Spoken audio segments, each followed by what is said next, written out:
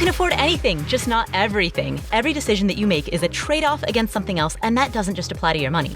That applies to your time, your focus, your energy, your attention. It applies to anything in your life that's a scarce or limited resource. That leads to two questions. Number one, what matters most to you? And number two, how do you align your day-to-day decisions to reflect that?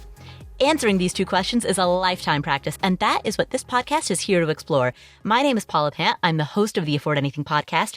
Every other week, I answer questions that come from you, the community. And today, former financial planner Joe Saul-Sehy is with me to answer these questions. What's up, Joe? Paula, you're up.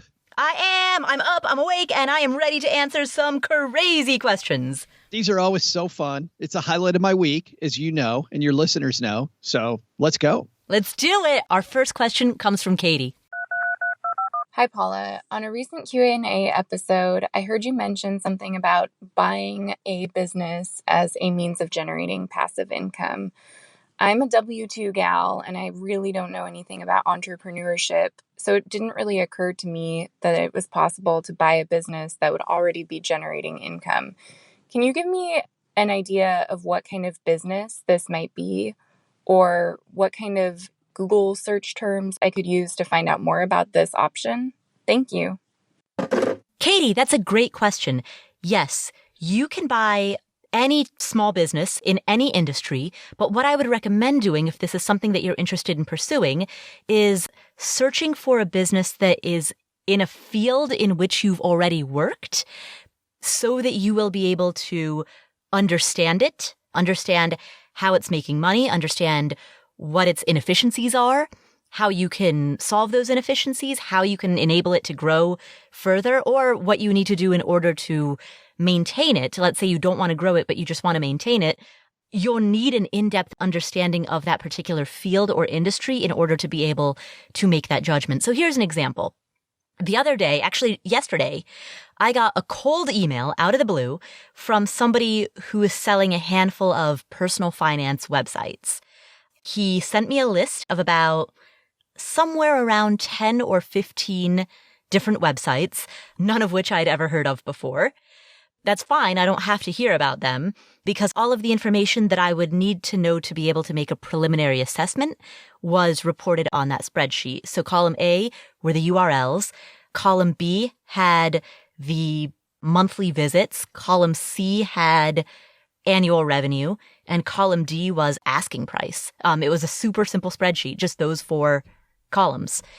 Totally cold email out of the blue. I ended up forwarding on to a friend and then otherwise deleting it out of my life. But that's a perfect example of the type of business that a person like me might purchase because I am already so intimately familiar with how to run a personal finance website, how those websites generate money, and what are both of the opportunities as well as the risks related to its current source of revenue. So for you, I don't know what field you work in, but think about small private businesses that relate to your field or industry. And from that starting point, begin your search.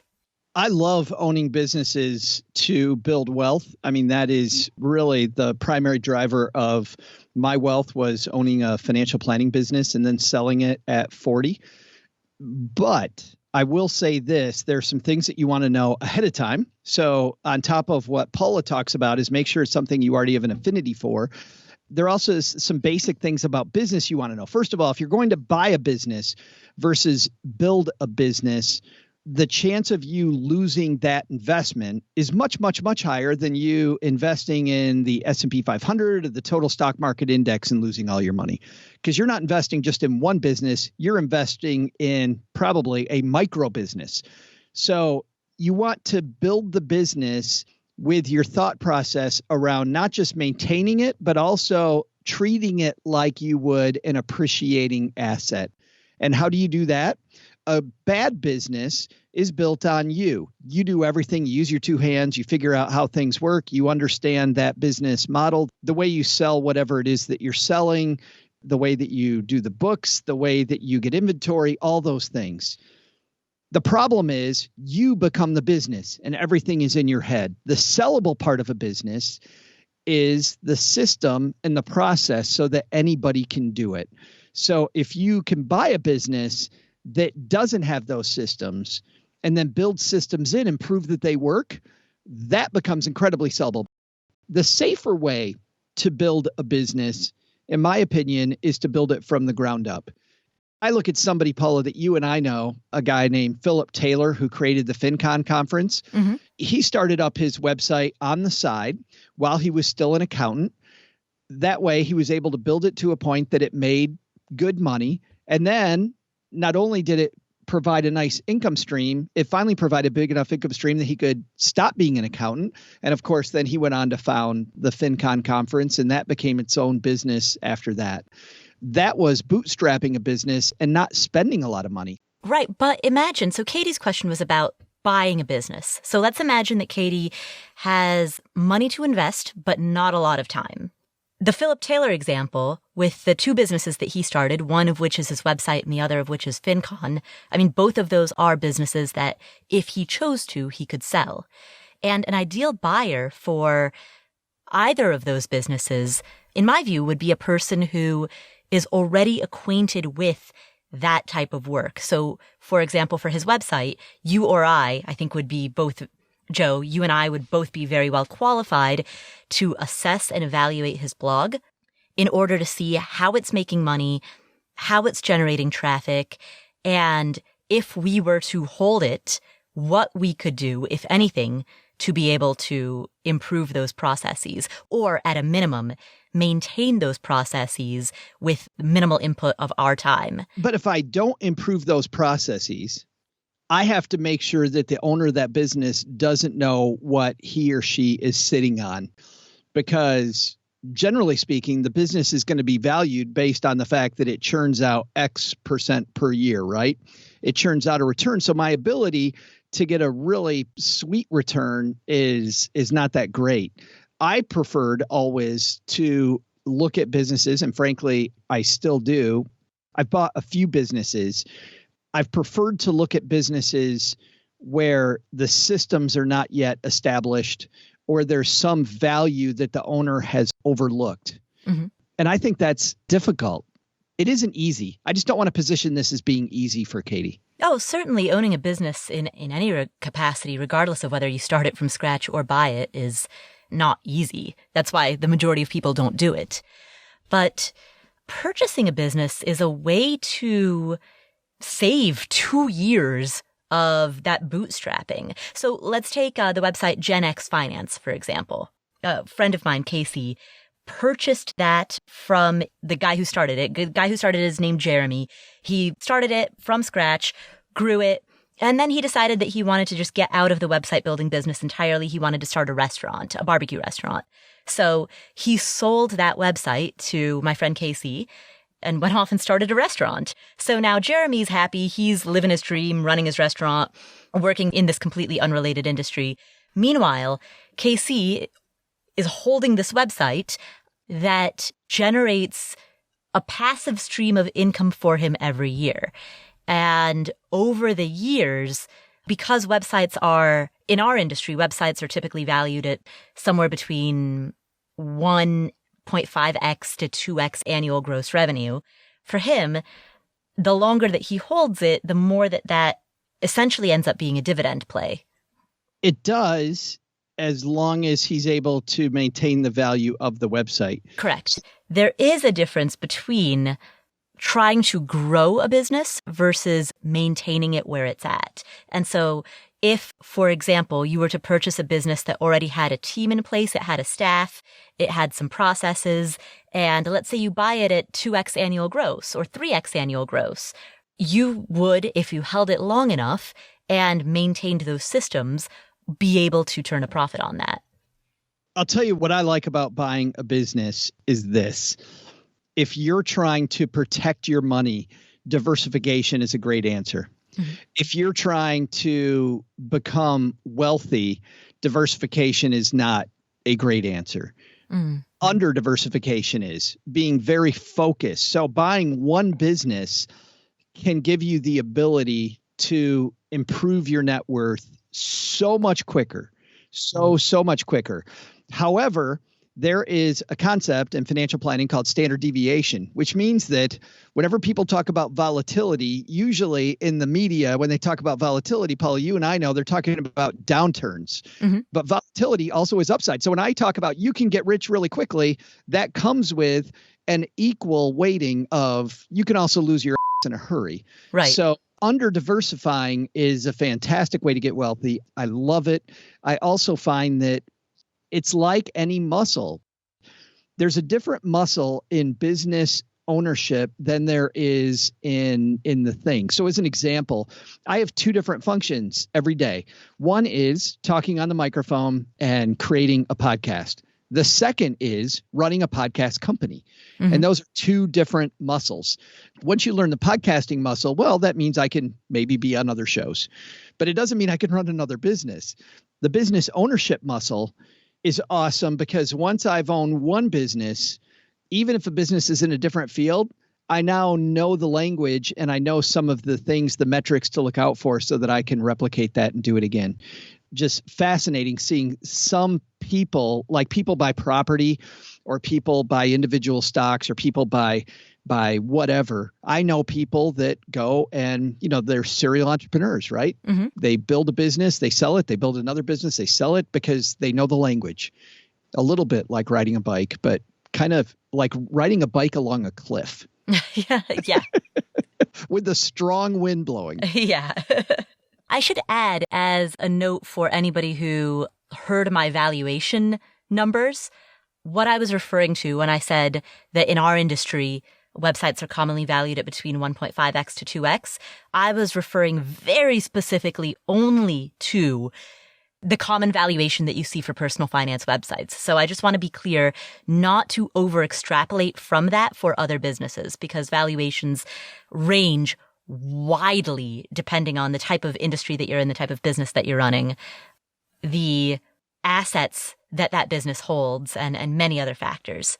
A great resource for people interested in buying businesses and selling businesses, a fantastic podcast is with John Warillo called Built to Sell Radio. Built to Sell is really interesting because of the fact that John not only wrote a book about building businesses to sell, but he interviews people that have done it over and over and over. And you start to see, like anything, the metrics that you need to know, the language you need to know about buying and selling businesses. Well, I mean, if you think about it, you see all of these websites in which, like couponing websites, right? Where people write about how you can save $4.37 on your grocery bill. But some of those websites are big business that are grossing $1 million or more per month. Right? Huge money. You look at some of these websites that teach people how to clip coupons or how to do a bunch of DIY projects where you can make your own soap or make your own candles or use baking soda for 27 different ways to clean your house. And by virtue of doing that, cut down on the cost of your cleaning supplies. There are so many websites that cover fairly mundane topics that even if you were to follow their advice would not have a major financial benefit.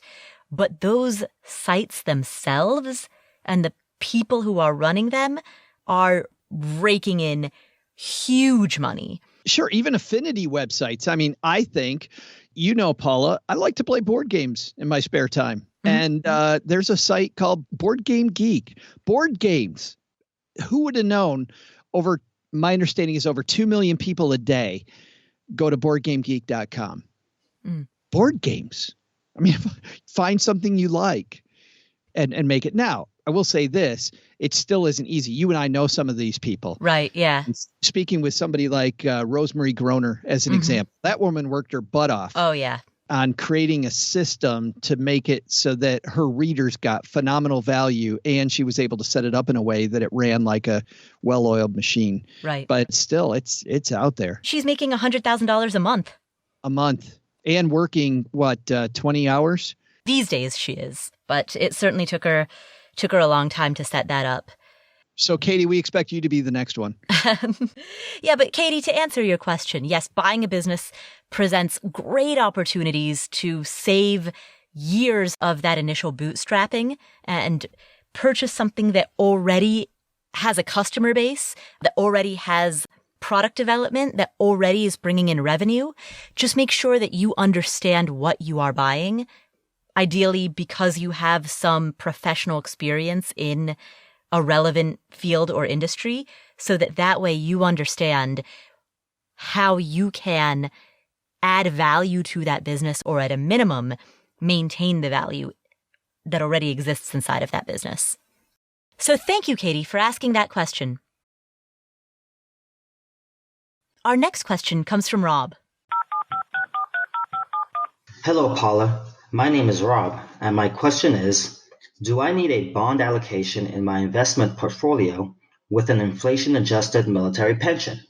Or can I stay 100% equities since the pension provides regular income? Here are my stats. I'm 42 years old, married with 2 kids under 4.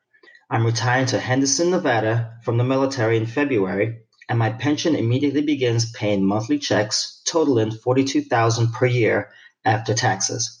As you probably know, the amount will adjust for inflation every year and includes access to lifelong health care for my wife and I, plus the kids until age 21 for under $1,000 per year. I started investing in 2010, discovered the FIRE community in 2015, and followed the J.L. Collins investment strategy with 100% VTSAX. As of November 2019, our net worth is $850,000, not including our home, which was purchased with cash. The $850,000 is roughly 90% VTSAX, almost evenly split between taxable and retirement accounts, with 10% in cash to take advantage of market downturns like December 2018.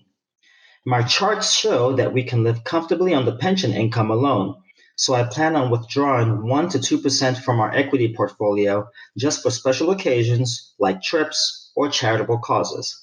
I want to be careful to avoid income amounts over the 22% tax bracket to maintain my tax efficiency, per lessons from the mad scientist. So, what do you think? Thanks so much, and I love the podcast.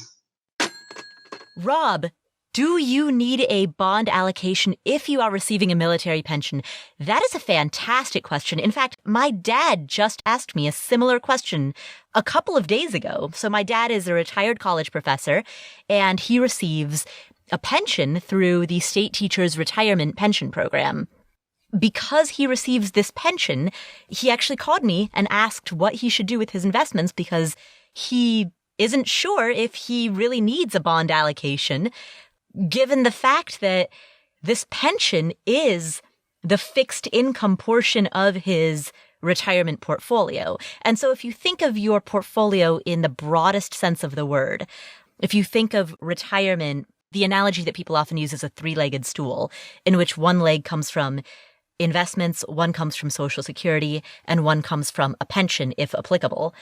If Social Security plus that pension combined create a sufficient source of reliable fixed income, essentially the question is, does that give you the leeway to be much more aggressive in the investment portion of your financial life? And my answer to that is yes, because your pension is operating as essentially that fixed income portion of your portfolio. I would say the same thing to somebody who had a serious volume of rental real estate, particularly if it was deleveraged.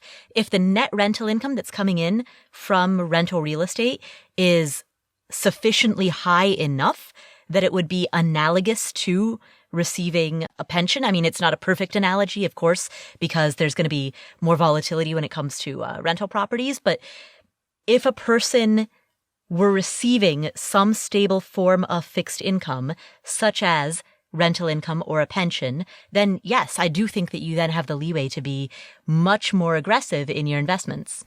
I agree with a caveat, which is that the only dangerous thing about that, Rob, is setting up an automatic withdrawal from an equity account. that in a down market can wreak havoc on your portfolio. So the only thing that you have to be wary of, I wouldn't try to time the market to hit it on the right up day, but I would try to time the market to think first about not hitting it on the wrong day. Because study after study has shown that if you're doing reverse dollar cost averaging out of an equity portfolio, you can sink yourself much, much faster than if you just strategically pick spots along the way and pick apples off the tree. So in other words, don't automate the withdrawals, manually select the days in which you are going to withdraw? Yes, absolutely. And do it slightly conservatively so that you have the time and energy. I mean, the nice thing about this, and the part I like about this, not just for Rob, but everybody listening, but because he has that cash cushion, he can afford to wait a little longer to take money out. The thing that I worry about is somebody who has very little cash trying to remove money from stocks, and they get to the point that they need the money on the wrong possible day. And at some point we'll have another horrible market. And I don't want that day to be a time that's, one of those absolutely horrible, horrible days when everything about that day says I shouldn't take money out today, except that my cupboard's empty and I have no groceries, no gas to get to work. Do you think that maintaining a strong cash cushion or maintaining a strong cash allocation, which could be tapped in the event of a down market and then replenished when equities are high, would be a good hedge against the risk that you just described? Clearly. And the bad news is what that's going to do is it's going to drive down your returns. Now, keeping with equities over longer periods of time, it should keep your expected rate of return higher, but the cash allocation will offset that somewhat, which means even though, I kind of roll my eyes about people that look at 1.7% versus 1.8% on their cash cushion, just keeping a decent high interest money market, high interest savings account is going to be a great idea. And you know what's coming back, Paula? You and I both know that over different periods of time, we've said, you know what, CDs, not a great idea now. And then other days, yeah, CDs. Still not a great idea. For the last decade, CDs have not been a great idea. Well, here's the cool thing. CDs, if you've looked lately, are coming back. The idea of leaving money, this is the first time in a long time that I'm going CD. Yeah, okay, I can get behind that. If you look at one of the comparison sites, and I'm looking at Magnify Money, which, by the way, just before anybody complains, is a sponsor of the Stacking Benjamins podcast. Full disclosure. Yes, but I do like them. I asked them to sponsor the show. A CD right now, if you look at the top CDs, they're paying 2.25 and then 2.15, 2.11, 2.0. I look instead, I toggle over to high interest savings accounts, and a good interest rate on a savings account right now, 2.05, 2%. So you can tweak it a little bit. And maybe you do both, right? You take most money that you need and you leave it in a high interest savings account earning 2, or maybe for a lot of savings accounts just below 2, and then get 2.15, 2.25 on a 1-year CD where you're fairly certain you're not going to need it. But the cool thing about most CDs, and you want to look at the paperwork, you want to look at the fine print on this, but for most CDs, if you have to break it, all you're going to lose is the interest from the time that you started it, not any loss of principal, no penalty. But you want to make sure there's no penalty, no loss of principal before you get into the CD if you're going to use that. So you can see there's not a huge difference, but there's enough now that I'm just starting to think maybe, Paula, CDs are coming back. What's up with that? That would make me nervous about its implications for the type of inflation that we might expect in the future. Because the last time CDs returned anything that was noteworthy happened during a time period in which inflation was also relatively high. And when I say relatively high, I mean as compared with this past decade in which inflation has been ridiculously low. It's a good thought. And I think you have every right to be a little nervous about that. Right. Because people that set these rates, they've already done some serious homework. Yeah. I see the viability of CDs as something of an index for what we can expect our inflation rates to be. Yeah, where the ball's headed. Yeah. Which So interesting, because then if we look at, so using your logic too, if Rob left his money in a high interest savings account, CDs are just showing where high interest savings accounts are headed.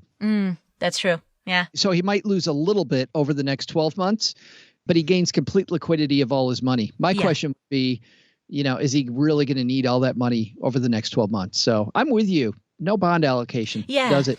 Yeah, exactly. The pension is the fixed income component of the overall retirement portfolio. So, Rob, you can keep your investments in equities as long as you have what's known as a barbell allocation, where you have lots of equities, but you also have cash to counterbalance it so that you're not forced to convert paper losses into real losses at inopportune times. There was one other question that I wanted to ask about this, or one sort of devil's advocate. I don't want to say it's a devil's advocate position, Joe, because I'm going to phrase it as a question. But Joe, something that you have often talked about is that a person should not take on more risk than they need to. So if you're in a position in which you don't have to take on excess risk, then why would you have an all equities portfolio, even if over the course of the next 30 years an all equities portfolio will give you higher returns? If you don't need that level of risk exposure, then does it make sense to take it on? I think that's a great question. And I think that my answer is largely in the way that Rob framed the question, which is, why wouldn't I do that? If Rob had framed the question as, do you think that this level of risk is acceptable or warranted, my answer would have gone back to what's the plan, right? Which is largely my answer to everything. We start with the plan and we work backwards. With Rob is so confident in the approach already. You can tell by the question, the way he phrased it, what he has. And you and I know historically over long periods of time, and the way Rob's thinking, these are apples laying on the ground that all he has to do is pick up and put in his basket and take them home and eat them. It is a low-hanging fruit thing. So, yeah, if Rob had phrased the question differently, or if we were talking about risk versus return, if I were his advisor back in the day, I would have said, here's the allocation that you need to get your goal. I would have gone back to what's called the efficient frontier, which would have given me bonds and stocks, would have given me a nice diversified allocation. I would have talked about not just diversification, but about rebalancing and how that works. But then I would have said to Rob, but you know what? Let me show you historically what happened if you did it this way, because you have the pension. So we have X, what you need to do, and we have Y, what you could do. I'm going to leave it up to you. Some people take the answer of, I will stick with X, what I need to do, and others take the answer of, I will choose Y, what I could do. Yeah, exactly. You know what? If I don't have to take that risk, I don't want to take that. I don't want to lose sleep at night. I know me, I would lose sleep at night. I like the fact that I have this opportunity if I decide to think differently, but no, let's do the safe method so that I can put my financial picture on autopilot and focus on instead my earning potential. And other people, you put the opportunity out there and they go, oh, you kidding me? Absolutely. I would take that in a heartbeat. So to summarize, to answer the question of should you take on more risk than is necessary, the answer is depends on whether or not your risk tolerance is geared towards doing so. Right. So thank you, Rob, for asking that question. Our next question comes from Brian. Hi, Paula. My name is Brian, and I am 37 years old. After spending most of my 20s and early 30s making some bad financial decisions, I recently got finished paying off a large sum of credit card debt, and I also saved 6 months' worth of expenses in an emergency savings fund. I feel really empowered not being weighed down by the credit card debt and having savings for the first time in my adult life. It has inspired me to dive into the personal finance community online, which is how I stumbled upon your wonderful website and podcast. I'm reaching out to you to figure out where to go from here. I currently have about 12 years left on my mortgage with a balance of $112,000 and an interest rate of 3.125%. I also have a student loan balance of about $65,000 at 6.375%. I wanted to run a few options by you to see where you think I should go from here because I'm having trouble figuring out where it would be best for me to put my money. My first option is attempting to max out my 401k. Don't worry, I currently and have always contributed to get the full employer match, and I also contribute 2% on top of that. My current 401k balance is about 1.5 times my current salary. I also max out my HSA as well as my Roth IRA. I also can invest in a Vanguard mutual fund with the after-tax money. Or I could focus on paying off my student loans. Part of me is hesitant to pay off the student loans for a number of reasons. First, they are federal, so they come with a number of protections. And I'm thinking, since it is such a hot topic right now in politics, there could potentially be legislature that will benefit me in the near-ish future. Second, I feel that I can make more than a 6.4% return in the market, especially with compound interest and time on my side. I'm also considering refinancing with a private lender, where the interest rate will be much lower, but that of course will forego any potential benefits that come with a federal loan. I'm even considering refinancing my mortgage and taking out cash to lump in the student loans with it. Then I could at least get a lower rate and also deduct the mortgage interest and help lower my taxes. I should also note that my income is above the threshold where I can deduct any student loan interest on my taxes. Paula, I want to thank you in advance for your advice, and thank you for all that you do. You are always so encouraging, and I'm so happy I found your platform. Brian, first of all, congratulations on being in such an excellent financial position. You have paid off your credit cards. You have a great emergency fund. You have a low balance remaining on your mortgage and a low interest rate on that. So you know the thing I like best, Paula, not to cut you off like I just did, but I'm going to anyway. All right. Yeah. I love the fact that he shows everybody else listening how you can change things. You don't have to be the person you were yesterday. You can turn it around. I did crappy stuff with credit cards early in my career. So did Brian. And it's cool to see that he's turned it around and that you helped him so much. I flippin' love that. Yeah, absolutely. So huge congratulations, Brian. In fact, Steve, can we get some type of a sound effect?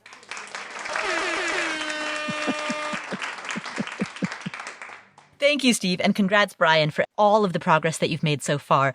Now, in response to your question, first, I'm going to start with what not to do. You floated the idea of refinancing your mortgage, taking out some cash from that mortgage, and using a portion of that cash to pay off your student loans. Do not do that.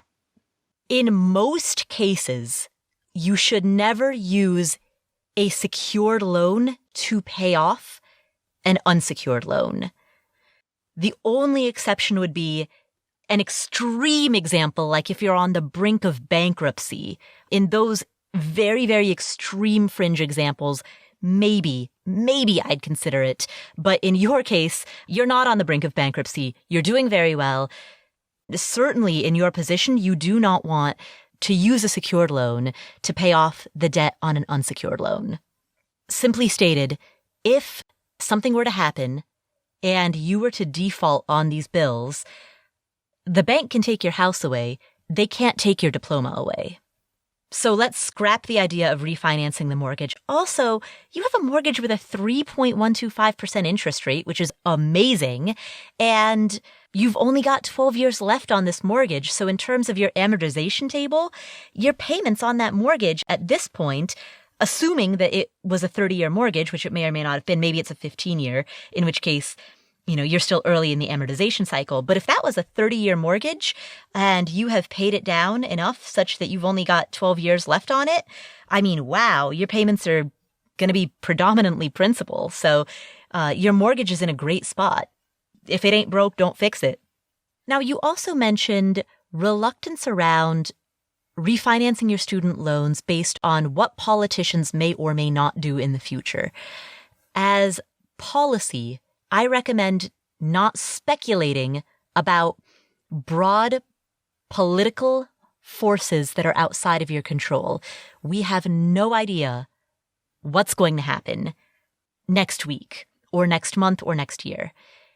And to base a major financial decision on conjecture and speculation about topics that are completely outside of your locus of control is simply bad personal policy.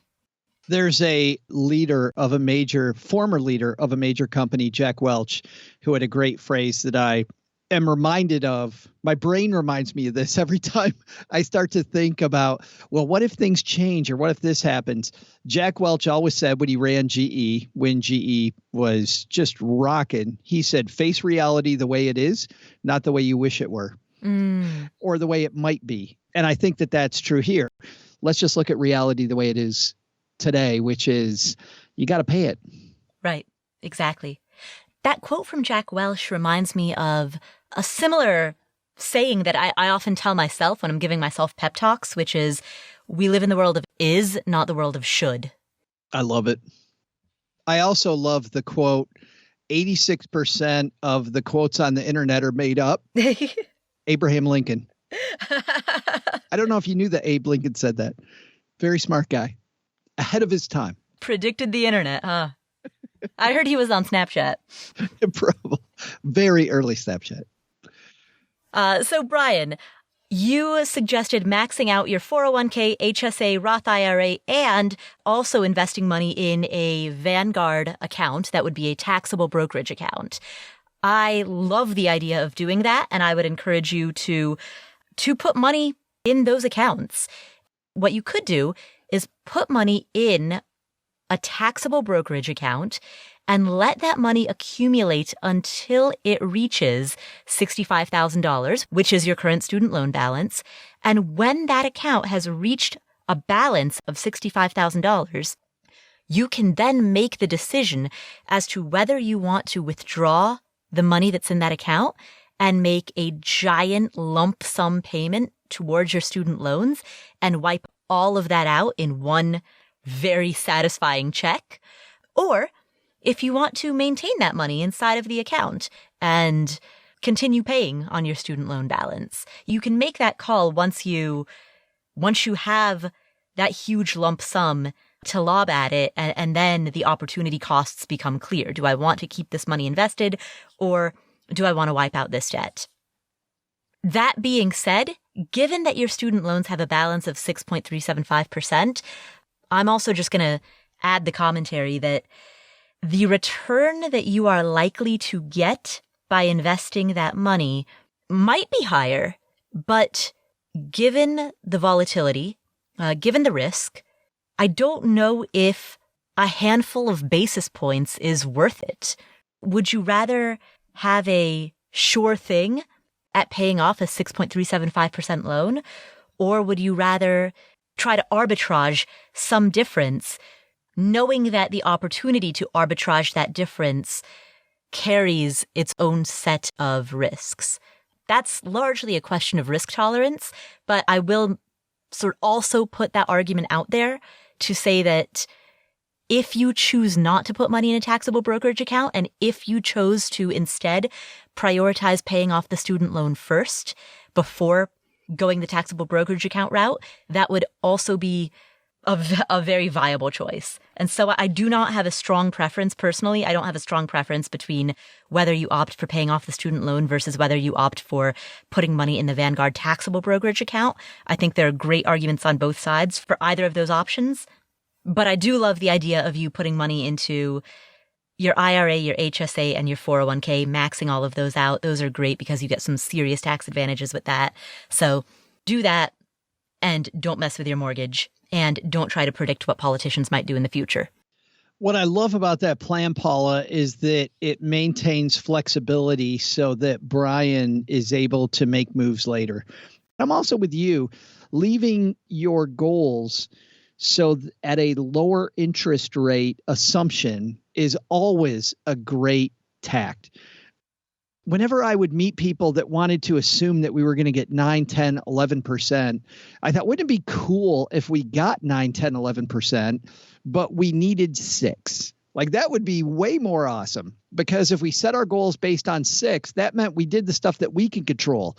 We can control our expenses. We control saving more. We can control getting a raise from work. We can control getting a side hustle. All these things are things that we can flex our muscles and do ourselves. But the market, sometimes the wind's going to blow and sometimes it's not. And we can't control that. And so I always got worried when someone wanted to be that aggressive, not in their practice, but they wanted to be that aggressive with the planning. Exactly. When making assumptions about returns for the sake of making opportunity cost comparisons, err on the side of assuming lower returns. And also recognize that the only way to make a true apples to apples comparison between a risk-free quote unquote return of 6.375%, which is what you would get by virtue of paying off that student loan, right? The risk-free 6.375% cannot be compared to a risky 7% in a direct numerical format. You can't simply say 7 is higher than 6.3, therefore we'll go with that, because the risk needs to be contextualized into the comparison. And especially now I realize that there's nothing that says that this bull market can't continue. It can continue forever and ever and ever. So I don't want to say that, man, it's been a long time, so it's got to go down now. It doesn't have to do anything. Australia has been in a bull market for 28 years, going on 29.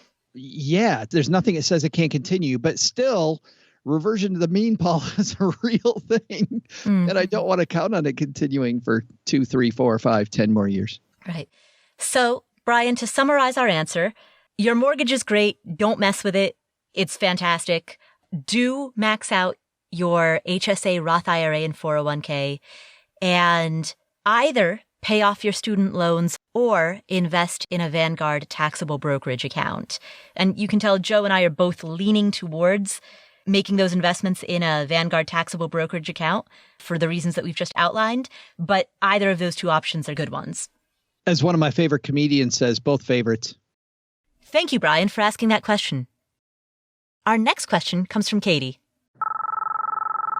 Hi, Paula. You're so inspirational. I listen to you all the time. Thank you for bringing wonderful guest speakers, and your advice specifically has helped me navigate life. With that being said, I have a question about order of operations. I'm interested in understanding the vehicles for both retirement as well as for living a healthy, wealthy life before I'm 70 years old. For context, I'm in my early 30s. I'm debt-free except for my mortgage and my car, which I believe I can aggressively pay down both within the next 3 years to become debt-free entirely, besides obviously fixed bills. With that being said, my company offers 50 cents on the dollar for the 401k pre-tax. So in 2020, I know I will be able to max that out. The company also offers an opportunity for an after-tax contribution where although I would not receive a match, I could put after-tax dollars around $27,750 towards, I believe it's an IRA that then converts to Roth at the end of the year. Personally, I'd love to feel like that's enough, judging there's been many years I was unable to do that at all. I was just asked, my first question is that enough vehicle for retirement as is? The second question is, I would love to understand a ratio between retirement vehicles, the brokerage for life vehicles, and saving vehicles. What I know about myself would be I would love to pay for things in cash, Dave Ramsey style, as much as possible, just because loans give me anxiety. With that being said, I wanted to understand with a brokerage account, after you have, say, a full 12 months of an emergency fund, how much you should be allocating towards the brokerage account versus the retirement account. And what I mean here is I can put money towards both. I just don't want to have all of my wealth come at age 70 and then ultimately not be able to experience parts of life that are so beautiful. So with that being said, I wanted to know, A, is the pre-tax plus the Roth conversion through Vanguard and my company enough for retirement? B, with extra money and I have an excess, how much should I be putting towards a brokerage account and how much should I put towards savings so that I can in real time live my life? And then lastly, any advice that would be if there were any vehicles or holes in my plan that I could really utilize. For context, I work for a tech firm. I'm a W-2 employee in my early 30s and I'm breaking the 6-figure mark. So I just wanted to make sure I'm allocating in a proper way since my budget does have opportunities here to make some changes in 2020. Thank you so much for your time, and I appreciate any insight you have to give. Kati, that's a great question. I actually hear two questions inside of what you've just asked. One is, am I on track for retirement? And the other is regarding your workplace retirement options. And you said a couple of things as you were describing your workplace retirement options that raised a bit of a red flag, including this notion of an after-tax account that converts to a Roth account, because after-tax and Roth are separate concepts. So, Joe, you're a former financial planner. Can you talk us through the distinction between after-tax and Roth, as well as red flags to look out for in the workplace retirement plan that she has described? Yeah, I think definitely, Kati, you want to get a better understanding of your 401k, because either it operates differently than any that I've seen, which, by the way, could be the case. I don't know everything about everything, but I'm fairly certain that it doesn't work the way that you described. So you generally have three different options, one of which stinks. The first one is you mentioned that you get pre-tax up to the match, and then you said you can contribute more, but it's after tax. For most 401ks, you can contribute more and still have it be pre-tax if you want. So money goes in, it's not taxed. It doesn't get taxed until when you pull it out. And every 401k has provisions of how you can pull it out. I think that's probably beyond the scope of this discussion, but you want to know that when you get ready to pull it out. Most 401ks have a Roth option where money goes in after tax. And when you pull the money out, which once again depends on the plan document, and you want to be aware of the rules around pulling money out. But when you pull it out, you're not going to pay any tax, just like you would with a Roth IRA. The third type is a after-tax contribution, where it's not a Roth contribution, but it's after tax, and then it's going to grow. It's going to grow without taxes being withheld, so that every year you leave it there, you're building up taxes that need to be paid that are still tax deferred. But when you pull it out, you're going to have to pay those. That, generally speaking, is the worst way to save, unless you have a strategy, and I have seen this before, where you can convert that somehow, Paula, to do a backdoor Roth IRA. That works for some people that have the ability to pull money out of their 401k on a yearly basis. They can save after tax, and then they can do a backdoor Roth IRA and essentially still get their Roth contribution in. But the important note to make here at a conceptual level is that after tax, the phrase after tax is not synonymous with the phrase Roth. It is not. So even though contributions to a Roth account are after-tax contributions, not all after-tax contributions are Roth. So all Roth contributions are after-tax, but not all after-tax contributions are Roth. The real battle needs to be fought 99% of the time between, am I going to make a Roth contribution or am I going to make a pre-tax contribution? That's the battle. Yeah, for the majority of retirement plans. Yeah, and by majority, we're talking about 98% of retirement plans. But we did have a caller at some point in one of our previous episodes who also had some type of plan that gave her the ability to make after-tax non-Roth contributions. Most do. Most will allow you to do that, and it is a horrible option. Mm-hmm. I would 98% of the time say that's a horrible option. I have to say, though, so now that we got past that, Paula, this broader question, and I know that all questions are supposed to be like my children, where I love them all equally, and they're all fantastic. Joe, are you saying you have a favorite child? This is my favorite question. Well, which one is your favorite child? Oh, I don't have a favorite child. Mm-hmm. But I do have a favorite question.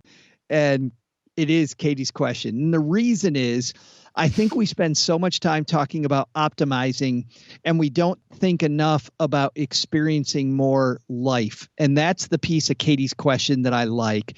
Like, how do I put my money in a spot, not where I'm optimizing baloney tax provisions, or I'm optimizing all this stuff so that I leave a large amount of money to somebody else, but how do I get more life out of my money? That, for me, is what this is all about. Like, remembering that money's a fuel and not the end game. For me personally, and everybody's goals aren't like mine, but man, that excites me. How do I have money available when I want it? That is a super exciting question. Right, exactly. And Kati, to your question of, am I on track for retirement? There are a few things that we need to know in order to be able to answer that question. Number one is, how much money do you currently have saved for retirement? What's the starting point? What's the current balance of your retirement portfolio? Number two, do you have any other anticipated sources of retirement income outside of your portfolio? There will most likely be some level of Social Security. Do you have any other forms of income that you're expecting, such as pension income or rental property income? I'm going to just assume no, unless stated otherwise. For the purposes of this answer, we'll assume no. Number three, how much do you make? And more importantly, how much do you spend? And do you expect that to be consistent in retirement? And I know that in your early 30s, it's hard to answer that question, because being in your early 30s, trying to anticipate how much you're going to spend when you're 67 years old is flippin' impossible. What state are you going to be living in? What is your family situation going to be at that time? I mean, there's no way to reasonably predict the lifestyle that you will have 30 years into the future. But that said, as an incredibly imperfect barometer, the level of spending that you are doing today for planning purposes is a crude, blunt instrument that a lot of people use in order to anticipate retirement spending decades into the future. So, I know that you mentioned in your message that you're earning just north of the six-figure mark, but that doesn't tell me anything about how much you're spending, because I'm not going to make the assumption, unlike a lot of other people who are in the retirement planning space, I am not going to make the assumption that you spend 90% of what you make, or 80% of what you make, or even 70% of what you make. I want to completely divorce the implicit tie between income and expense, because I think that is one of the most flawed paradigms in the world of retirement planning assumptions. It also gets rid of something else, Paula. It gets rid of this desire people always have to rely on rules of thumb, which is funny because you think about how easy this actually ends up being to use online calculators to use your exact number versus a rule of thumb. I'm constantly frustrated by people that always want to use the rule of thumb instead of just go plug in your numbers. Go plug in the real thing. Make it 100% you, and then it's trackable. As things change for you, you can bump up and down your numbers. It becomes so much easier and so much less of a pain, and so it doesn't blow in the wind the same way like all of these crazy rules that people use, which I love Kati's phrase, order of operations. Because the way I look at it, the order of operation is I think back to Stephen Covey's 7 Habits of Highly Effective People. And what I love about that, Paula, is the rule that when you pick up one end of the stick, you also pick up the other end. And what does that mean here?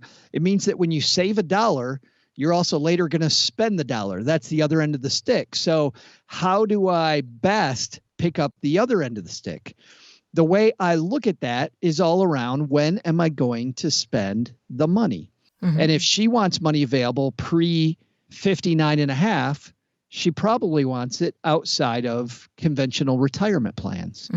If she's going to spend it after 59.5, she definitely wants it inside conventional retirement plans. So it all is about what she got at when she talks about wanting to live life, which made me go, hooray. Think about that other end of the stick. When are you going to spend it, and then save the money accordingly? Right. So, Kati, to your question of how much money do I need to save every year for retirement, in order to answer that question, we first need to know how much money you're going to need every year in retirement. How much do you spend today? We can use that as the closest number that we can reasonably use right now in order to try to estimate that. Assuming that your spending in retirement is similar to today's spending adjusted for inflation, then that tells us how much you'll need every year in retirement to the best of our ability to make that prediction. And once we know that number, And we also know the number of how much money you already have in your portfolio. Well, then you can go to an online retirement calculator, plug those numbers in, and see how much you need to save in order to be able to reach that goal. And to the order of operations, once you are saving enough to be able to reach that goal of the amount that you'll need to live on once you're in retirement, once you're saving that, then the rest can all be put into a taxable brokerage account because that's money that you can more easily access when you're in your late 30s or 40s or 50s. And at that point, then, Paula, I think you're truly optimizing. Right. Versus just tax optimizing. You're life optimizing. Exactly. Thank you, Katie, for asking that question. Our final question today comes from Jeff. Hi, Paul. My name's Jeff. Been a listener since the early days of your podcast, and I know you've spoken about these things before. Apps used for investing or investing for beginners, such as Robinhood and other ones. Cash App has recently added the feature to invest in stocks, and I was wondering if you could do an episode on those apps and the benefits or something along those lines. Thanks. Jeff, that's a great question. Let's talk about some of our favorite apps. The Robinhood app, as you mentioned, is one that I have had on my phone probably since 2013, 2014, something like that. I've had it for a very long time. For years, Robinhood was unique because it allowed you to buy stocks fee-free, whereas a lot of other platforms such as E-Trade would charge you a fee every time you wanted to buy a stock. But with Robinhood, you could buy stocks without any fees or commissions, which made it possible to buy one share or two shares. It made it cost effective to do that. That was the reason that I initially got it. Now it's become a lot more common to be able to trade individual stocks without fees or commissions. In fact, some of the biggest brokerage houses offer that service. And that has taken away the unique value proposition that Robinhood once had. That being said, they've got a great user interface. I still have them on my phone. I have somewhere between $20,000 to $25,000. Depending on the day. Yeah, depending on the day. Exactly. That I have put in Robinhood as just sort of a fun fund, right? I'm not a big fan of individual stock picking as a core component of your portfolio. But if you want to put a little bit of money there and use that for a very, very small portion of your overall portfolio, I think that's fine. I do that myself. And so Robinhood is great for that. And there are other apps. You mentioned the Cash app that are also investing apps. Back in the early days, Paula, of this particular app, I met this founder, Brian Barnes, who is an interesting guy from Stanford. Mm-hmm. And Brian was creating this Robinhood, but for investors, if you were using individual stocks or exchange traded funds as part of your portfolio. And his company is called M1 Finance. And M1 I've used extensively the same way. At that time, with Robinhood, you would buy an individual stock. With M1 Finance, you could take 8 stocks and direct $100 to go proportionally, percentage-wise, into these pies, they called it. And you could keep a pie kind of managed. And it was this bridge between individual stocks or ETFs and actually having a portfolio instead of an individual stock. So that was exciting too. But to your point, the thing that we've done stories over and over and over again has been, if you just look at 2019, it was incredibly exciting. Mm-hmm. You had Robinhood before that. M1 Finance followed up with something similar. Then you had, I'm going to try to get this timeline right, companies like SoFi mm-hmm. that said that we're going to offer these ETFs that aren't fee-free forever, but they're going to be fee-free for a little bit of time so we can attract some assets, right? Mm-hmm. I mean, they didn't position it that way, but that's really what it was. And then Fidelity, maybe June, July, came out with, hey, we're going to do these completely fee-free ETFs, but you have to buy them through the Fidelity platform. Then the real battle started in mm-hmm. October with Charles Schwab. Charles Schwab said, hey, that's what we're going to do. Individual stocks, no fee. And immediately, within hours, TD Ameritrade said, we're going to do the same thing. And then within days, E-Trade said, we're going to do the same thing. Within a week, Fidelity said, we're going to do the same thing. Yeah. And within 3 months, Vanguard, within 3 months, Vanguard said they were going to do the same thing. So you saw the entire industry just capitulate on individual stock fees, which, by the way, it's funny. I thought initially, I'm like, wow, this is fantastic for investors. Mm-hmm. But you know what, Paula, on our program, a guy that you and I both know really well, OG, who's the certified financial planner on our show, he said, Wall Street always knows how to make money. And I'm wondering where we pay for this, which is funny. I mean, it's a little cynical, but free trades look good. But I tend to agree with him. We're going to pay for this someplace. Like there's going to be a place where maybe I'm on hold longer when I call in for service, or maybe there's going to be some chart or graph that I can't use anymore, or something. There's going to be some way, because these companies are all great at making a profit. Yeah, absolutely. I'm not worried about the financial health of the companies who are now giving up this revenue stream. It does, though, bring up my answer to Jeff, which is the benefit of using one of these apps versus what it used to be, which I think was your point earlier. Yeah. Not what it used to be. Yeah, exactly. Not what it used to be. Mm-hmm. I can do this at Charles Schwab. Yeah, exactly. So, if you want to use any investing app, Robinhood, Cash, M1 Finance, I used to be on a platform called Loyal3.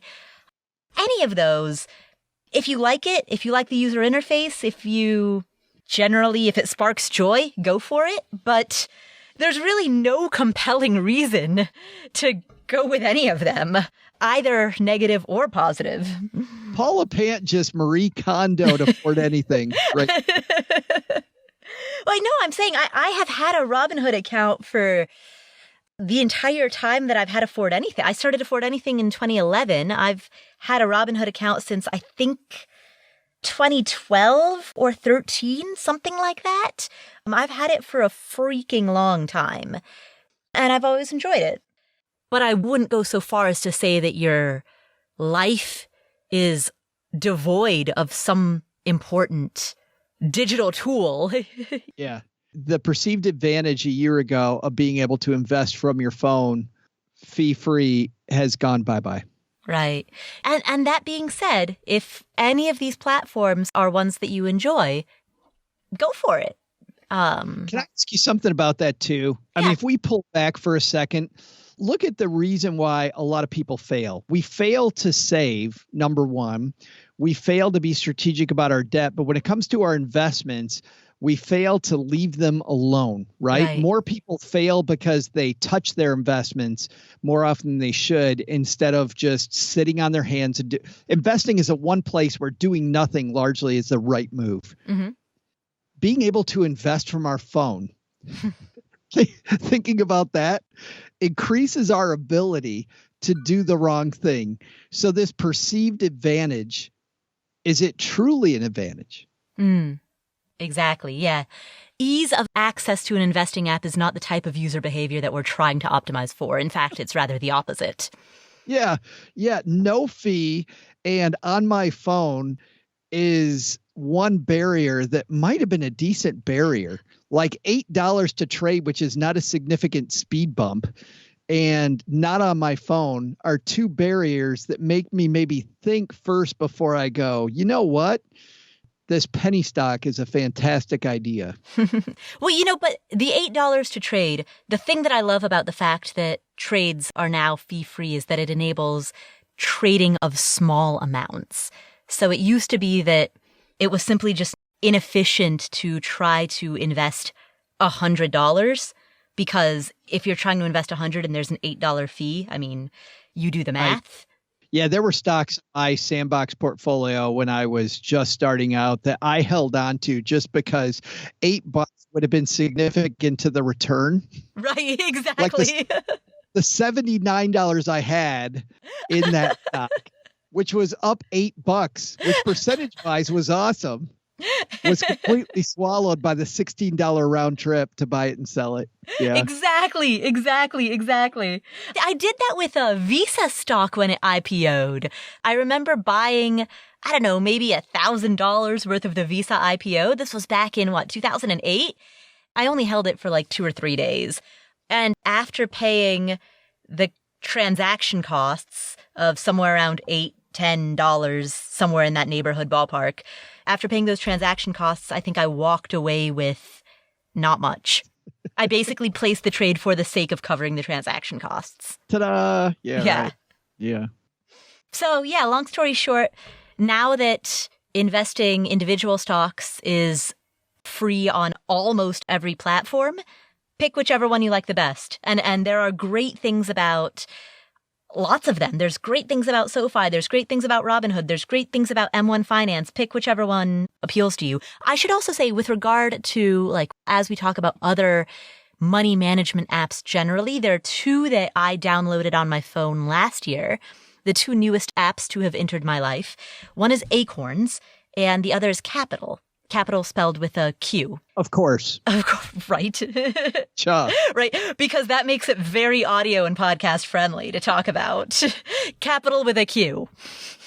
But both of those are apps that allow you to save more money than you otherwise would.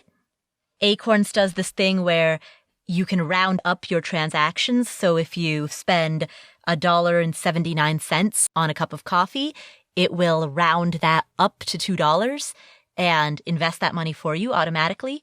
And so I love Acorns for that reason. And so I've have an account with them. I've enabled the roundups, and it is fun to log in every now and again and be like, whoa, how did that grow to $800? Really? Just from rounding up the spare change from every purchase? What kind of volume of transactions am I making here? But this is where I think fintech can win the day, or some of these applications that allow us to save more, or some places like Trim, as an example, that will automatically go through and look at all my subscriptions and go, oh, I'm still subscribed to that. Right. Like getting rid of some of those things. I think those are, for me, are more powerful now than the investing side. Yeah. One quirky app that I have on my phone that I used as a vacation fund is called Tip Yourself. You know how you tip the waiter, or you tip people in your life? I tip myself whenever I go on a 5-mile run. I just give myself a couple bucks because I went out there at 6 o'clock in the morning in Michigan in 28-degree weather and ran. So whenever I do something cool, I transfer a couple bucks from my bank account over to my vacation fund as a tip. And then you list yourself. There's a little community. It's a small community. It's a small little app, but I dig it, Paula. It's just a pretty fun little quirky thing. Oh, that's funny. I use Capital for that same purpose. So I use the Capital app to reward myself for good behavior. Yeah. And the money that accumulates in there is money that I have earmarked for something special that I wouldn't normally buy. Yeah, we use it when we're headed to Japan, and I've been out there running enough that I'm going to have a couple nice dinners in Japan. Nice. Awesome. So in our show notes, which will be available at affordanything.com/episode 237, we will link to a handful of apps. So again, affordanything.com/episode 237 for links to a handful of cool, fun apps, both for saving and for investing. That does it for today. Joe, where can people find you if they would like to know more about you? Wait, already? We're done? We're done. We've done it.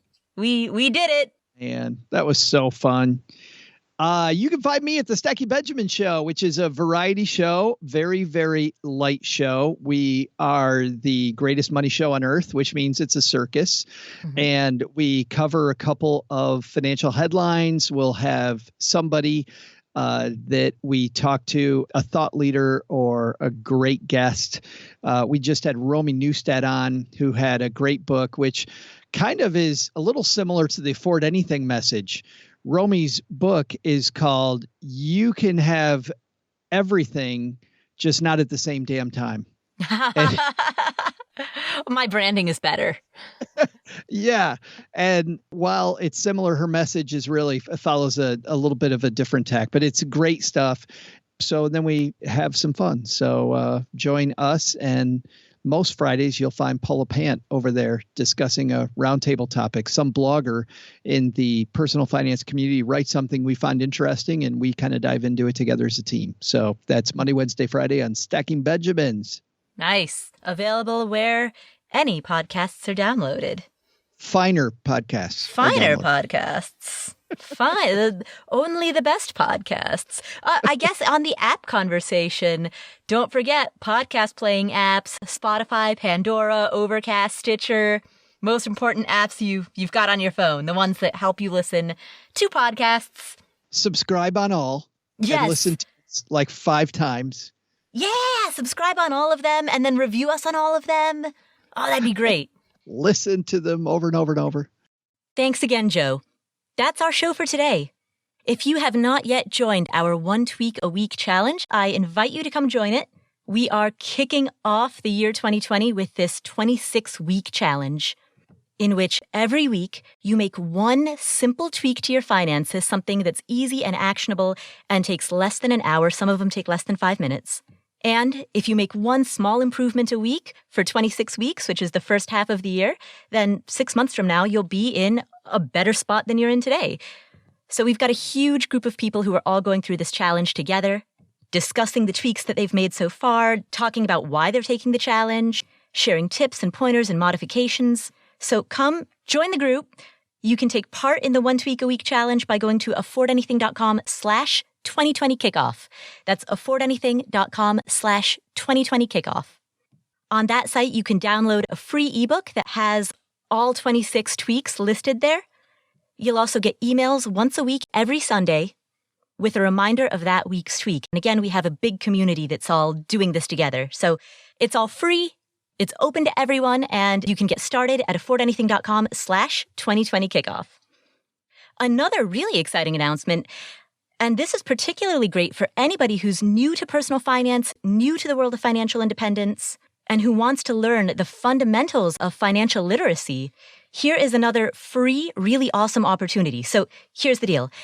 If you're a longtime listener of this podcast, as you know, I sit on the board of the Choose FI Foundation. Now, this is a nonprofit 501c3 foundation that's dedicated to spreading financial literacy and the message of financial independence to underserved communities. This upcoming Saturday, January 25th, the Choose FI Foundation is launching a free course called FI 101. This course teaches the fundamentals, the building blocks of core personal finance management and financial independence. The course features 11 lessons, starting at lesson 1 with an introduction to the concept of financial independence, and then building from there. So lesson 2 talks about the 4% rule and how to calculate your FI number. Lesson 3 talks about how to pay off your debt. Lessons 4, 5, and 6 all cover ways to decrease your spending and increase your income.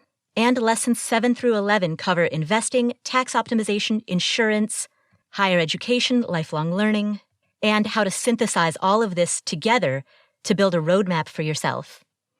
You'll get a new lesson once a week for 11 weeks. And of course, you have unlimited access to the course at any time. It's free. As I mentioned, it was created by the Choose FI Foundation, which is a nonprofit organization. And it's going to become available as of Saturday, January 25th, 2020. So if you would like to enroll in this free course, or if you know somebody who's a newbie to the personal finance space and you want to teach them the building blocks of financial literacy and guide them along that path from financial literacy to financial independence, you can get all the details and enroll at choosefi.com/FI101. Again, that's choosefi.com/FI101. While we're on the topic, I'd like to talk a little bit more about the Choose FI International Foundation. The mission of the foundation is to educate underserved communities. And over the past year, for 2019, as we discussed what that would look like and what form that would take, we chose a focus of 3 particular communities. One is K through 12, because there is a lack of financial literacy and a lack of financial education in K through 12. And so we'd like school kids to learn the basics of how to manage your money wisely before they get into the adult world, so that fewer of them can learn from the school of hard knocks, and fewer of them can develop poor financial habits in their young adult years. So K through 12 is one area of focus. Active duty servicewomen and servicemen are another area of focus. So the Choose FI International Foundation is developing specific content that's geared to military families.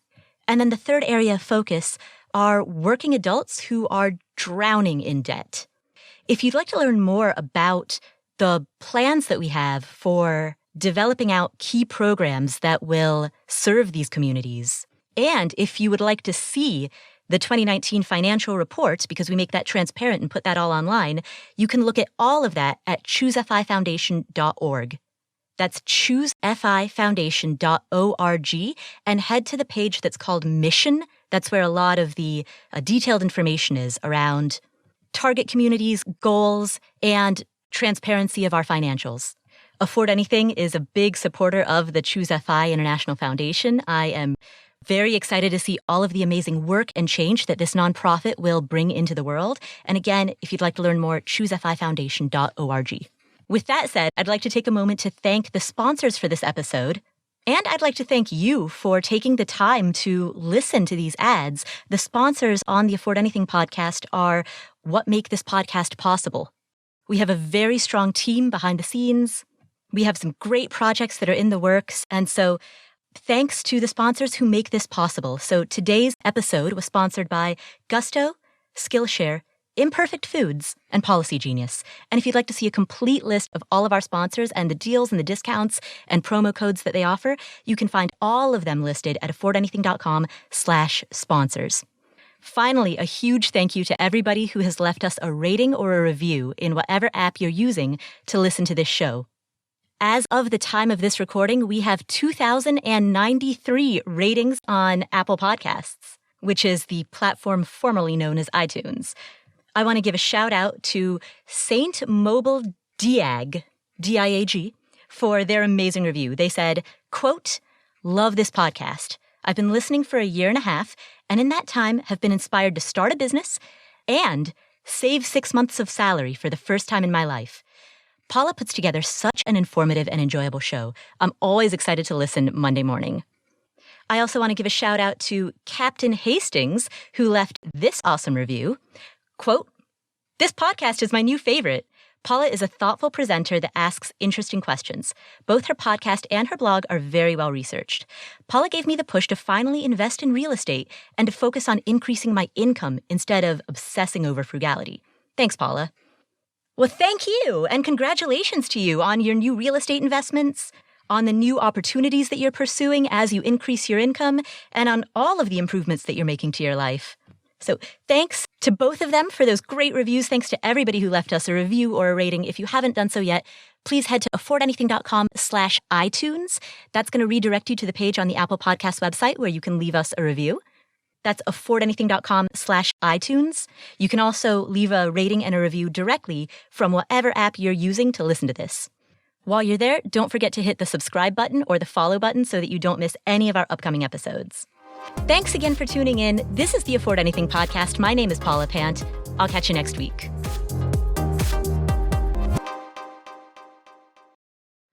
By the way, my lawyer says that I need a disclaimer, so here we go. This is purely for entertainment purposes. Basically, imagine that this is the least funny comedy show that you've ever listened to. We are not professionals. We barely can brush our teeth in the morning. And so we don't hold ourselves out to be experts or really, for that matter, even adults. Give us the same amount of respect that you would give, say, a goldfish. And always, always consult with a real grown-up before you make any decisions. That means consult with a tax advisor, consult with a lawyer, consult with a financial planner, consult with people who actually have credentials and who know what they're talking about, because that is definitely not us. All right, you've been warned.